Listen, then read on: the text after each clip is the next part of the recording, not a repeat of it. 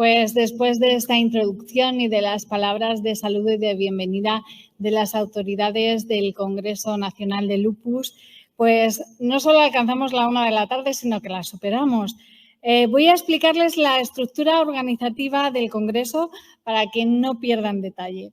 Primeramente, tendremos una ponencia inaugural ahora seguidamente.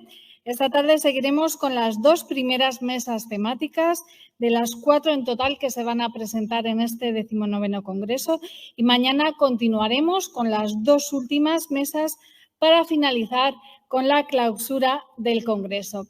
Pues ahora sí es el momento de dar paso a la primera ponencia de este Congreso. Lleva por título Vacunación frente a la COVID-19 en pacientes autoinmunes y correrá a cargo del doctor don Enrique de Ramón Garrido. Un tema de rabiosa actualidad, ya que las administraciones públicas pues en estos momentos están debatiendo sobre cuál es el plan de vacunación a abordar en lo que se refiere a la tercera dosis, después de haber superado ya el 80% de la población española vacunada con las 2 dosis. Este año, el 2021, ha sido el año de la inmunización, el de las vacunas, y gracias a ellas se ha conseguido frenar el avance de la enfermedad de la COVID-19 y poder ir progresivamente volviendo a la normalidad. Pues escuchemos al doctor don Enrique de Ramón, ¿qué tiene que contarnos al respecto? Pues adelante, doctor, le escuchamos. Gracias. Hola, buenos días a todos. Días, tardes ya, prácticamente. Bueno, lo primero, agradecer a la organización que me hayan invitado a participar en este congreso, que bueno, está promovido por una asociación de pacientes con una enfermedad a la que yo me he dedicado durante toda mi actividad médica. Yo he sido médico internista y, bueno, pues en el hospital en el que he trabajado, que es el Hospital Regional Universitario, siempre se ha llamado Carlos Haya, para que lo reconozcan los malagueños. Y, bueno, recientemente me jubilé y, no obstante, bueno, sigo interesado en el manejo de este tipo de problemas o estoy interesado en el conocimiento de este tipo de problemas. Lo primero, felicitar a los organizadores también, no solo agradecerles, sino felicitarles por la elección del título. Lo multidisciplinar es lo sistémico, que es lo que caracteriza a esta enfermedad que se llama lupus eritematoso sistémico. Se llama sistémico porque afecta diferentes órganos de forma simultánea o sucesiva, pero afecta a diferentes órganos del cuerpo y, en consecuencia, pues requiere personal que esté capacitado para manejarlos. Quizá no con la misma intensidad o con la misma amplitud que las especialidades al uso actuales, pero sí, desde luego, con la suficiente como para poder plantear la solución. Hecha esta introducción, vamos a pasar al tema del que me han asignado, que se denomina, como veis ahí, vacunación frente a la COVID en pacientes autoinmunes. En realidad, esta es la segunda parte, porque ya el pasado año, en el congreso virtual que se celebró, hablamos de este tema, pero, como sabéis todos, el pasado año no había algo de lo que ahora disponemos, que son las vacunas. Y por eso el título que hemos puesto es Vacunación a la COVID en pacientes autoinmunes. Hay 2 apartados. El más importante es vacunarse y uno menor, pero que es realmente sobre el que vamos a hablar, es cuántas veces hay que vacunarse, que es lo que ahora está de rabiosa actualidad, como se ha comentado hace un momento. Supongo que todos los presentes estáis vacunados. No voy a decir quién no se ha vacunado, pero ¿quién está vacunado? Imagino que todos, ¿no? Sí, ¿no? Todo lo contrario. Sí, ¿no? En fin, por lo tanto, no es un problema que en principio tengamos que tratar, sino nos interesa saber si nos van a poner la dosis añadida, complementaria, tercera, la que podéis llamar como queráis, la dosis que correspondería a la continuación de la protección. No obstante, vamos a hacer algunos comentarios previos. Yo supongo que esto enfoco ahí. Bien. No hay ningún tipo de interés especial por mi parte. La declaración de intereses no tiene ninguna cuestión. Algunas advertencias iniciales. Yo veo mal la pantalla y también veo mal esa pantalla. Así es que lo que voy a hacer es lo que pretendía y era ponerme las gafas. A ver si con eso veo un poco mejor. Que creo que no, ¿eh? Que así, en efecto, no veo mejor. Así que como llevo un micrófono, lo que voy a hacer es ponerme aquí. No, porque son gafas de cerca. Bien, pues entonces lo que voy a hacer es aquí. Vale, se me oye bien, ¿no? Bien, muy bien. Como veis, esta charla no va a sustituir a la asistencia clínica habitual. Los pacientes, y esta es una advertencia muy importante, los pacientes deben hablar con su médico o el sistema sanitario en general cuando tengan un problema. No lo olvidemos, estas cosas son informativas, pero realmente quien debe atenderos es el médico. En mi caso, no soy un experto en vacunas, por lo que, bueno, si alguna pregunta surge que no sé, que será posible, pues ya la responderemos en los foros, que no me parece un mal lugar para ir respondiendo con más consistencia, con más solidez las cosas que se nos plantean. ¿Cuántas vacunas tenemos actualmente? Pues ya sabéis, en nuestro país hay disponibles 4 vacunas que la Administración se encarga de distribuir. Y esto es importante, ¿qué debemos esperar de una vacuna? En general, de cualquier intervención médica o de otro tipo, pero ¿qué debemos esperar? Pues la vacuna debe ser segura, significa que debe de tener como resultado prevenir o aliviar la enfermedad y debe ser eficaz, es decir, no dar complicaciones, no tener efectos adversos. Las dos cosas son, en bastante medida, igual de importantes y muchas de las decisiones que se han tomado sobre la utilización de la vacuna, sobre la aplicación, se han basado en el balance que se ha establecido entre ambas cosas, o que se establece entre ambas cosas. ¿Y cómo vamos a evaluar exactamente la eficacia o la seguridad, ambas cosas, de la vacunación? Pues viendo los estudios de los investigadores que analizan la situación. Y esos estudios deben ser interpretados de manera correcta. Hay que clasificar bien la intervención. Por ejemplo, en el caso de la vacuna, si ponemos la vacuna A, la vacuna B, la vacuna C, no es lo mismo, no son iguales, aunque podemos extender los resultados a todas ellas, pero no son exactamente igual. Lo digo como ejemplo, aunque parece que los resultados que se obtienen en este caso sí son muy similares, no son iguales. También debemos asegurar la representatividad de los sujetos del estudio. Es decir, si los sujetos del estudio imaginaros que hacemos un estudio en ese grupo de pacientes porque no tenemos dinero para hacer muchas más cosas o posibilidades y esos pacientes no son similares a todos los demás, los resultados no se puede aplicar al resto del personal. Y eso es muy importante. Es decir, hay que asegurar la representatividad de los sujetos del estudio. Y hay que medir muy bien los resultados. Exactamente qué me interesa a mí saber de una vacuna.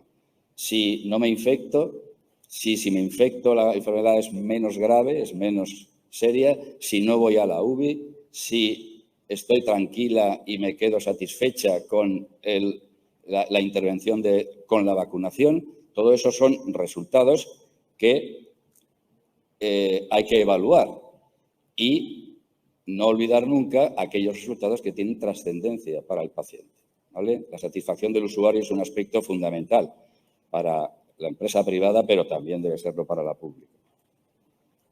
Y siempre que veamos algo que ha sucedido, es decir, esta vacuna parece que ha resuelto el problema, tenemos que evaluar si realmente han sido otras causas. Es decir, a lo mejor se ha puesto esta vacuna, pero a lo mejor se ha tomado, imaginemos, Dolquine, y el Dolquine ha sido el verdadero beneficiario, no beneficiario, sino benefactor de la situación. Por lo tanto, estos aspectos son muy importantes a la hora de evaluar la intervención. Y así es como se hace por parte de la de las personas o de los grupos que establecen las normas de conducta. La administración, los expertos, los especialistas, las sociedades científicas, cuando deciden que hay que vacunar con esta vacuna, lo han hecho sobre la base de un análisis profundo de estas circunstancias que yo aquí os he resumido. Y eso se traduce en el caso de la vacuna por una palabra que, aunque a continuación hay ahí una jerga que puede ser más difícil de entender, pero fijaros en las dos primeras palabras, ensayos clínicos. Los ensayos clínicos son los estudios que garantizan el cumplimiento, el mayor cumplimiento, no total, pero el mayor cumplimiento de estos puntos que acabamos de comentar. Qué bien lo veo desde aquí. Qué bien. Y, además, entre los puntos que quiero destacaros está este. Disponemos de información sobre todos estos aspectos con relación a las vacunas que se están poniendo. Y eso es importante saberlo. No, esto no es magia, insisto. ¿Y qué información tenemos en general sobre las vacunas que se han utilizado? Esto no deja de ser el final de la charla del año pasado, pues la seguridad, los efectos adversos de las vacunas son frecuentes, pero son leves y transitorios. Fijaros en lo que hemos comentado. Los resultados, aunque sean muchos, son de poca trascendencia, no son importantes. No fallezco por esto, o no pierdo mi capacidad de movilidad por esto, o no sufro por esto, sino que son problemas leves y, además, que se resuelven. Y la eficacia, pues ahí tenéis algunas cifras. Entre 70 y 95% de los pacientes se benefician. El beneficio de la vacuna, que es lo que buscamos, es un menor riesgo de infección, es decir, te vas a infectar menos, y también menor riesgo de complicaciones graves. No te hospitalizas, no vas a la UCI, no te intuban, no te necesitas ventilación asistida, etc. Y, como veis ahí, la información que tenemos sobre la COVID y su tratamiento, vacunación en pacientes con enfermedades autoinmunes, sin embargo, y eso también tenéis que tenerlo en cuenta, es poco consistente. Tenemos buena información de la población general, o bastante buena, no solo con ensayos clínicos, sino con estudios observacionales en vida real, pero en pacientes autoinmunes la información que tenemos no es tan consistente en el sentido de representar verdaderamente lo que sucede. Bien, supongo que veis ahí quién es el virus, ¿no? ¿Lo veis? ¿Sí? ¿No? Una cosa, los puntos amarillos son los virus. Fijaros qué capacidad de resolución tiene la microscopía electrónica para poder detectar. Y lo otro, y los pelillos, la especie de, no bastoncillos, sino prolongaciones, filamentos, esto se me ha ido, son protrusiones de los linfocitos, que son las células que se encargan de defendernos de las infecciones. Ahí tenéis la batalla librada, ¿vale? En realidad se libra cuando el virus entra dentro de esa célula y alrededor pues hay algunas hematíes, algunos glóbulos rojos. Bueno, esta es la cifra para que nos pongamos digamos, en situación. Ha habido 5 millones más o menos de sujetos infectados en este país en el transcurso de estos 20 meses o 19 o más o menos. Y, bueno, como veis, ha habido una tasa de defunciones exageradamente alta. Pero aquí está la buena noticia. Aquí tenéis la buena noticia.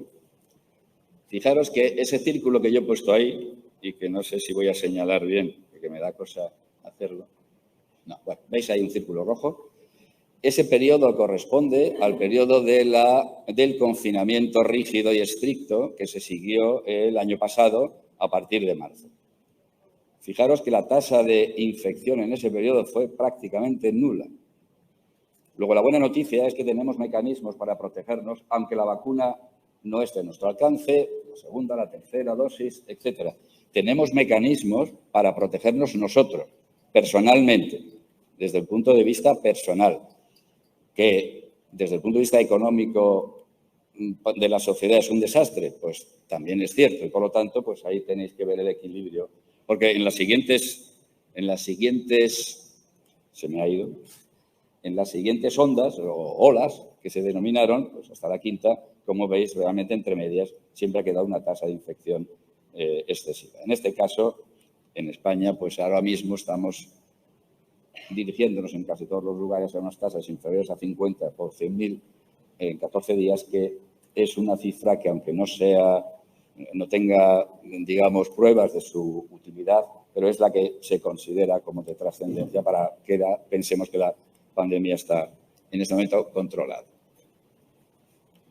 Esto es, sin verlo en detalle, como es lógico, fijaros, porque creo que es algo extraordinario que desde diciembre de 2019 que se describió el primer caso o los primeros casos y se hizo público a todos los investigadores del mundo la secuencia del virus responsable, es decir, el día 8 o 9 de enero de 2020, todos los investigadores y la industria farmacéutica también dispusieron de esa información para poder generar vacunas, para poder generar la solución. Pues desde entonces hasta aquí, hasta enero del 21, pues la situación se ha desarrollado de forma que a finales del año pasado ya había disponibles vacunas que empezaron a utilizarse en los distintos países en diferentes momentos.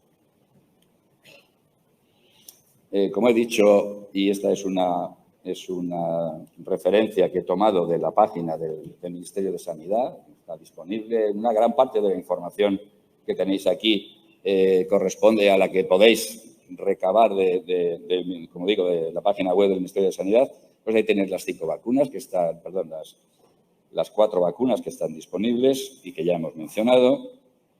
Y este es el resultado que se ha conseguido en el transcurso de, no llega al año, de la intervención por parte de la Administración para vacunar a todo el personal. Como si os fijáis, pues andamos cerca del 90% de vacunación completa. Y el problema que se presenta a continuación es cómo seguimos. Esta página, que se ve mal, pero suficiente, ahí tenéis que no tenemos solo estas vacunas o no existen solo estas vacunas. Esto corresponde, como veis, de la OMS, una página de la OMS en la cual se recoge las vacunas que están en desarrollo más o menos. Y fijaros que si sumáis 124 y 194, pues os salen unas cuantas, ¿vale? Esta imagen, que es muy gráfica, la pongo de entretenimiento, porque esta imagen es la espícula, es ese pinchito que tiene el virus y que es el que se encarga de ligarse a las células que son infectadas, las células que recubren nuestra vía respiratoria. Como veis, el conocimiento que tenemos es bastante profundo. Y además, si os fijáis, en colorines azul, rojo y verde, están representados los anticuerpos que nos defienden de la infección. Hasta este extremo hemos llegado de conocimiento. Toda esta estructura, que es una secuencia de moléculas que se llaman aminoácidos, determina una proteína, o, en fin, a veces es algo un poco más complejo que una proteína solo, pero en cualquier caso esta es la cuestión. Lo digo para que veáis el conocimiento que tenemos de la situación. Y en resumen, lo que le pasa a los pacientes con enfermedades autoinmunes, muy resumido, desde luego, y no necesariamente correspondiéndose con la verdad exacta, pues fijaros que la infección del virus, arriba a la izquierda, pues en personas con una cierta susceptibilidad, no os preocupéis de las características porque no son exactamente esas. Esta es una publicación un poquito más antigua. Y como veis ahí, en función de que la estructura del virus, y se llama similitud molecular, se parezca a la estructura de los tejidos del individuo, o simplemente porque de manera inespecífica el sistema inmune se desparrama y actúa de una forma incontrolada, a través de, por ejemplo, lo que se denomina tormenta de citoquinas, es decir, el despliegue de una serie de moléculas que se dedican a defendernos de los gérmenes extraños, y con la producción de autoanticuerpos, anticuerpos que van dirigidos frente al propio organismo, la característica del lupus, que seguro que los que conocéis esta situación. ¿Se me oye mal? ¿Ahora? Vale. Bien, pues como digo, son responsables de las formas graves de COVID-19 y de las enfermedades autoinmunes que se han asociado a la COVID-19. Es decir, se han asociado procesos autoinmunes en relación con la infección por la COVID-19, como también en relación con la vacunación. Y esas cosas son conocidas, son poco frecuentes, pero hay que saber que existen. Es el conocimiento, es efectos adversos de la infección. La infección produce enfermedad autoinmune y produce además una enfermedad autoinmune muy grave, probablemente es la responsable principal de la evolución de los pacientes, pero también produce fenómenos y enfermedad autoinmune. En este caso, simplemente leer ahí arriba lo que pone y dice que las inmunoglobulinas, que son los anticuerpos, es una manera de denominar los anticuerpos, frente a la S es la proteína del pincho, que hemos dicho antes, del spike en inglés, tras la primera dosis en ancianos de una residencia, no sé si ahí se ve mejor que aquí, desde luego, una residencia, aquellos que habían tenido, lo veis ahí, aquellos que hubieran tenido ya una infección, por ejemplo, que hubiesen tenido ya la COVID y que reciben la vacuna, consiguen mejor respuesta de anticuerpos que los que no la habían tenido. Es decir, con esto, y tiene interés a la hora de pensar en la tercera dosis, es el hecho de haber estado en contacto con el virus de una u otra manera, ya sea a través de la vacuna o sea a través de la infección, supone mayor protección para las siguientes ocasiones en que nosotros contactemos con el virus, independientemente de que sea la variante Delta o simplemente la variante alfa. Aquí tenéis otro ejemplo de un estudio en el que analiza la misma situación y fijaros, son trabajadores sanitarios, 223 seronegativos, tuvieron PCR positiva, 100 de ellos asintomáticos y 123 sintomáticos. Frente a 2 seropositivos, solo 2 personas que habían estado en contacto con anterioridad desarrollaron una infección. Quiere decirse que el contacto previo con el virus supone mayor defensa para el futuro. Por eso, la secuencia en concreto de las 2 vacunas de RNA, pues son también de otras, pero en concreto esas 2 es una primera dosis, una segunda dosis y lo que se está planteando ahora es una tercera dosis. Aquí tenéis un ejemplo de cuál es la posibilidad de respuesta de pacientes en situación de inmunosupresión. Fijaros, arriba dice trasplante de órgano sólido, 37%. Es decir, solo el 37% de los sujetos que habían recibido un trasplante de órgano sólido consiguen una inmunización. En el caso de los pacientes con enfermedades autoinmunes en su conjunto, acordaros de lo que os he comentado al principio. ¿Qué tipo de sujetos son los que hemos estudiado? Si los sujetos que hemos estudiado tienen muchas enfermedades autoinmunes, puede ser que eso no sea aplicable a un subgrupo de ellos, por ejemplo, como los que tienen lupus. No olvidemos esa información. Pero en cualquier caso, el estudio incluyó pacientes con enfermedades autoinmunes y realmente la respuesta no era espléndida. Ahí abajo veis que los trabajadores sanitarios, el Healthcare Workers de ahí abajo, los trabajadores sanitarios, respondieron el 98%. ¿De acuerdo? Y el personal, los pacientes que habían tenido neoplasias hematológicas respondieron en un 32%. Y los que tenían tumores sólidos, 82%. Y como digo, los pacientes con enfermedades autoinmunes respondieron casi bien. Obviamente hay un amplísimo grupo de sujetos con diferencias entre ellos, por lo tanto, no se puede aplicar de manera, digamos, grosera, hay que afinar un poco más. Pero esta es la información. Y otro aspecto importante, y que os lo destaco en este artículo, es que la edad avanzada, seguro que todos lo sabéis, que las personas mayores llevan peor evolución, las comorbilidades, el uso de glucocorticoides y la actividad de la enfermedad son factores de riesgo de hospitalización por COVID en pacientes con enfermedades autoinmunes. Aquí ya hay bastantes matices, es decir, no es que los pacientes con enfermedades autoinmunes tengan una predisposición a ir peor o a infectarse más, sino que entre ellos hay situaciones, comorbilidades, edad, en este caso el sexo femenino predominante en el lupus sería algo más protector, tendría una dirección más de protección, pero como digo, en realidad la enfermedad, la infección no es especialmente peor en los pacientes con enfermedades autoinmunes. Aquí tenéis también otra imagen para que relajéis un poco la cuestión.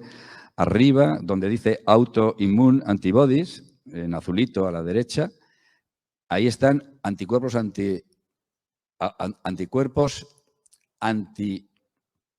autoinmunes, perdón, no antiautoinmunes, anticuerpos autoinmunes.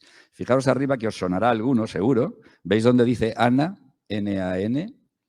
Sabéis que esa es una característica de los pacientes con lupus, los anticuerpos antinucleares. Y si vais a la derecha, veis que pone anti-beta 2 GPI, anti-anexina 5, anticardiolipina, antifosfatidilserina. Esos son anticuerpos que van dirigidos frente a los fosfolípidos, que os sonará a vosotros también bastante. Y eso está en la parte superior del dibujo. En el centro, obviamente, lo que está es una representación del virus, ¿no? Y debajo están una serie de patologías que se han descrito como consecuencia de la infección. Remarco esto para que veáis que es preferible vacunarse y tener algún problema por la vacunación que padecer la infección y tener problemas por la infección, que por supuesto es mucho más grave que las consecuencias que puede haber de la vacunación en términos cualitativos y cuantitativos.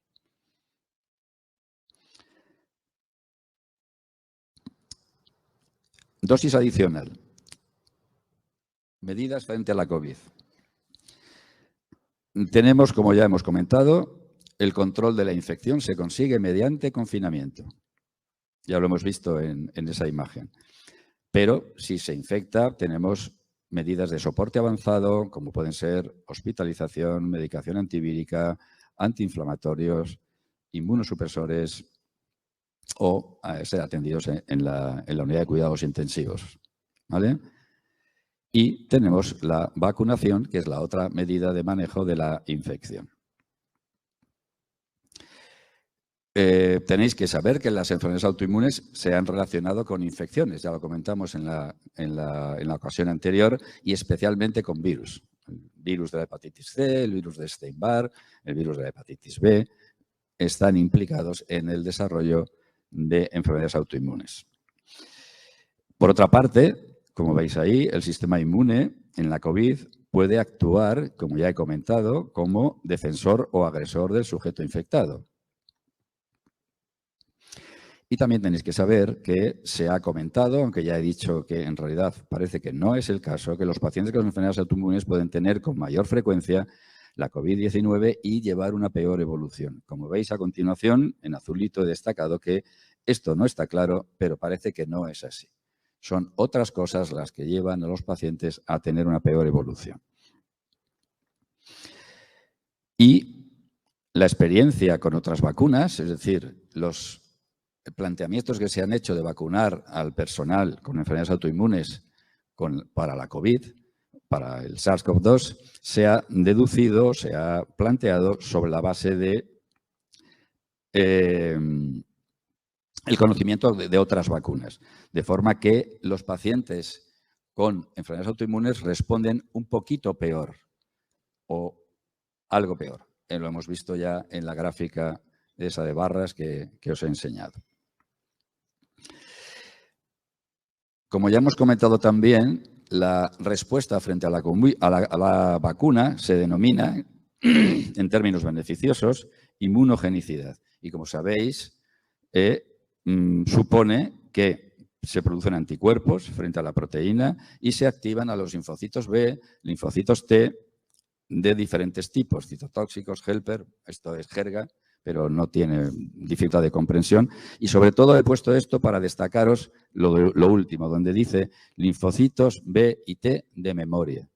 Probablemente la defensa que se consigue con la vacuna es a través de este tipo de células. Estos linfocitos que guardan memoria del virus, es lo que hemos comentado antes de que se producen más anticuerpos cuantas más veces se haya estado en contacto con el virus, estos linfocitos son probablemente los que mejor nos defienden del futuro. Por lo que probablemente la medición de anticuerpos antivirales que se puede plantear como método de detectar si los sujetos han respondido a la vacuna no es, de hecho no se recomienda hacerla de manera rutinaria y no es necesaria.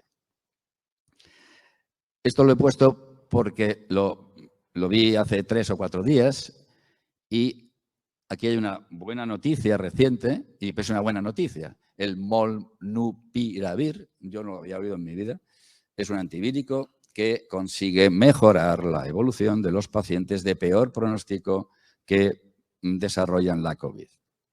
Parece un hallazgo de MSD, del laboratorio, y probablemente, y están en fase de pedir la aprobación y probablemente supondrá un gran beneficio porque es un antivírico. Es un fármaco que permite eliminar el virus. Nadie me critica por el tiempo ni cosas de estas, ¿no? Bueno, anchas Castilla, vamos. Bueno, los pacientes con enfermedades autoinmunes, como veis ahí, entre otros inmunodeprimidos, responden peor a la vacunación frente al SARS-CoV-2. ¿Qué hago mal? ¿Qué hago mal? Diciendo la organización que vamos justos de tiempo. De mal, ¿no? Entonces, para que vayamos me lo he temido. Vale. No todos los pacientes son iguales, ya lo hemos mencionado. A ver, perdón. Vamos a pasar esto. Y esto sí quiero destacarlo. Fijaros esa secuencia en azul de COVID-19, primera, segunda, tercera, COVID-19. Es decir, los contactos reiterados con el virus hacen que el sistema de defensa del sujeto mejore. Y aunque podamos contagiarnos, la posibilidad de que esa infección sea grave es mucho menor. ¿De acuerdo? Esto lo vamos a pasar y simplemente vamos a acelerar el procedimiento. Esto lo vamos a pasar y aquí tenéis la página de la administración, del ministerio, donde dice cómo se va a aplicar, cuál va a ser la estrategia de vacunación de la COVID y tenéis a la derecha una columna que dice etapa 3. Estamos en ese periodo, ¿de acuerdo?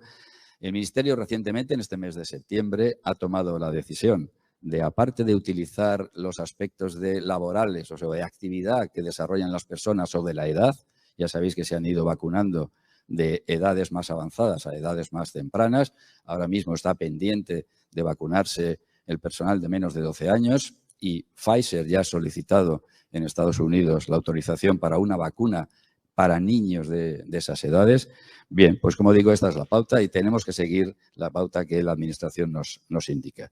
En las páginas del Ministerio, como digo, está indicado eso, que está basado en unos cálculos matemáticos y análisis de la situación bastante, digamos, solventes y y no vamos a detallar todo esto, por supuesto, y que incluye, como veis ahí, aquellos sujetos que están en tratamiento inmunosupresor. Algunos de vosotros tendréis esa situación, que estáis recibiendo ese tratamiento y corticoides. Está muy detallado en la página, como digo. Esto supongo que estará a disposición de poder consultarlo después si se considera necesario, espero. Y ahí tenéis un listadito corto de los fármacos que se incluyen. Incluso alguno de ellos está mal colocado, con lo cual nos ha llevado a tener ciertas dudas.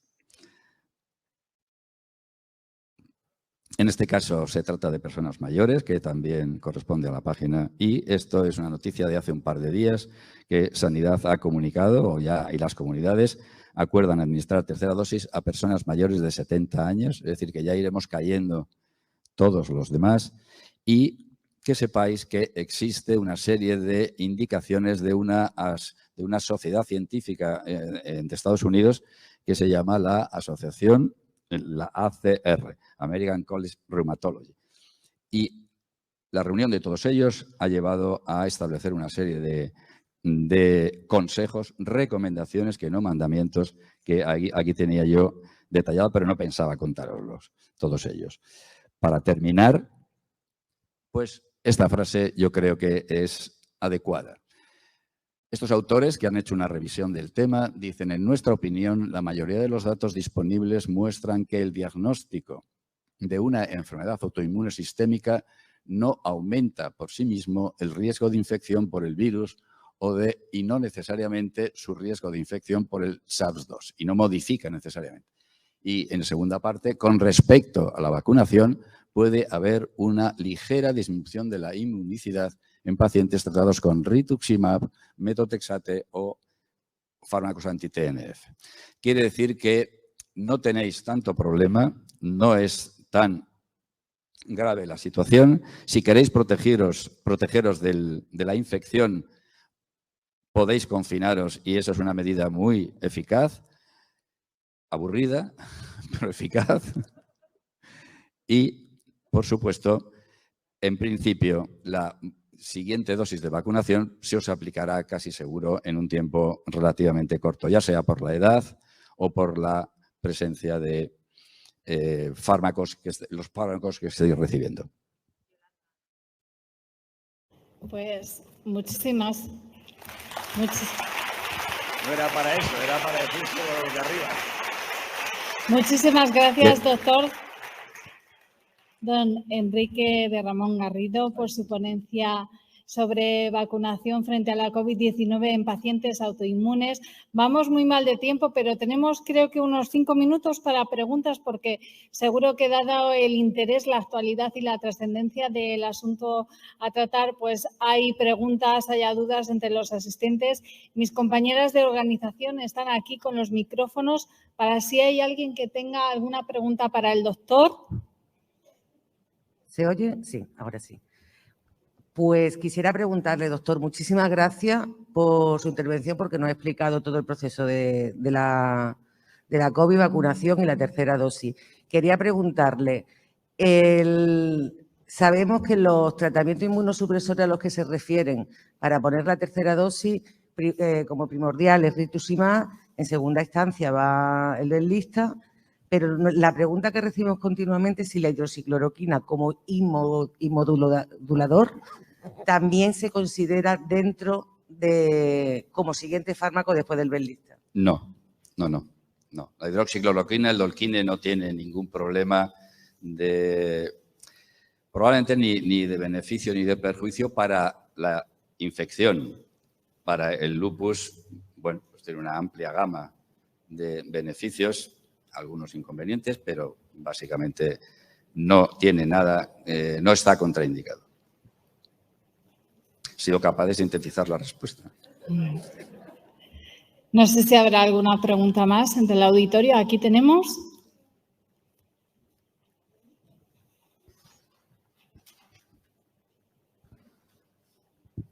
Hola, buenas tardes. Yo quería hacer una pregunta, pero es por curiosidad porque no es relativa a nuestra enfermedad, pero bueno, sí. Entonces, la COVID persistente sería una enfermedad autoinmune que desarrolla la gente, ¿no? Así parecida a la nuestra. Sí, es posible. Lo que ocurre es que hay que demostrarlo. Efectivamente, vale, que no hay estudios. La causalidad es algo que requiere tiempo. Y efectivamente la COVID persistente puede tener relación con los autoanticuerpos que se generan, pero todavía no hay evidencias suficientes al respecto. Vale, es que yo los veo en las noticias reiteradamente y los síntomas que ellos refieren son muy parecidos a los nuestros, a los que solemos tener a diario. Por eso de ahí mi pregunta. ¿Hay que esperar a estudios a largo plazo? Claro, es muy posible que el sistema inmune alterado por el contacto inicial con el virus siga produciendo autoanticuerpos. Al fin y al cabo es una de las etiologías, una de las posibles causas del lupus en sí. Es decir, que el padecimiento de una infección, sí, por ejemplo, por el virus de Epstein-Barr en el pasado, haya llevado a distorsionar de tal manera la tolerancia del sujeto con respecto a lo propio que se produzca la enfermedad. Por lo tanto, de momento sí. Pues muchísimas gracias. Tiempo al tiempo. Gracias. Pues el tiempo. ¿Hay una pregunta más? Sí, una aclaración que yo quería hacer un segundo es, porque se ha mencionado el belimumab, se ha mencionado, y la verdad es que yo no he visto información que indique que el belimumab disminuye la producción de anticuerpos en pacientes vacunados en general en exceso. Y en concreto con la COVID, la referencia que yo he encontrado es que no lo hace. No obstante, misma respuesta. Hace falta tiempo para ver qué va pasando. Puede ser que no tengamos suficiente información. No es fácil. Última pregunta. Yo quería preguntarle a mi hijo que pasó el COVID, solo le pusieron una dosis porque decía que los que habían pasado COVID es paciente lúpico y solo lleva una dosis puesta. Estoy viendo que ya han cambiado la recomendación, que ya le deben de poner la segunda dosis. ¿Eso es correcto? Tú te has respondido, claro. Efectivamente, tienes razón. Lo que se pensaba hace 6 meses no es lo que se piensa ahora. Ten en cuenta que es que esto lleva 10 y tantos meses y, en consecuencia, y además las autoridades lo repiten, lo reiteran, es decir, no sabemos todo lo que esto y van sucediendo cosas. En su momento plantearían, bueno, ya tuvo la COVID, ha hecho una primera dosis, ahora le ponemos la segunda. Si era de Janssen, no hacía falta una segunda dosis de vacuna, pero si no era de Janssen, pues la situación, bueno, en fin. Y ahora se pone la siguiente, pues porque sabemos que la respuesta no es demasiado buena. ¿Cómo medimos la respuesta? Con muchas dificultades. Pues el tema es tan interesante que vamos a dar espacio a otra pregunta más. Si hay alguien más que quiera formular, ahí tenemos a un asistente que quiere formular su inquietud.